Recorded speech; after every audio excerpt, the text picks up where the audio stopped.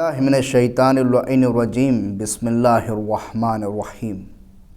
مومنین حضرات، جیسے کہ ہم آپ تمام مومنین کی خدمت میں خواب کے سلسلے میں بیان کر رہے ہیں، اور خواب ایک ایسی چیز ہے کہ جس کا ذکر قرآن مجید میں بھی آیا ہے۔ آپ قصہ یوسف اس کو پڑھ سکتے ہیں، دیکھ سکتے ہیں۔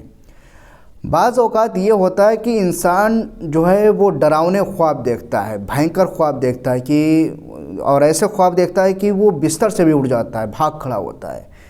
ایسی صورت میں کیا کرنا چاہیے؟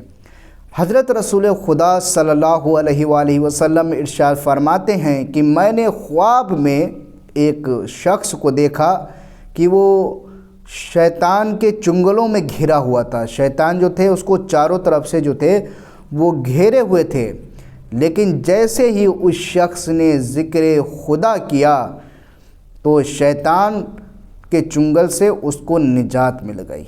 یعنی جب انسان سوتا ہے، ہوتا ہے نا کہ بعض اوقات کبھی اچھے خواب آتے ہیں، کبھی الٹے سیدھے خواب آتے ہیں جس کی وجہ سے انسان ڈر جاتا ہے۔ یہ شیطان کے وسوسے ہوتے ہیں تو جس کی وجہ سے انسان ڈر جاتا ہے۔ اس وقت ہم کو چاہیے، اس حدیث کا مفہوم یہ ہے کہ ہم کو جب ڈراؤنے خواب آئیں تو زیادہ سے زیادہ ذکر الہی کرنا چاہیے۔ اگر کوئی اپنا سوال کرنا چاہتا ہے تو کمنٹ باکس کے ذریعے سے اپنا سوال کر سکتا ہے۔ فقط والسلام ورحمۃ اللہ وبرکاتہ۔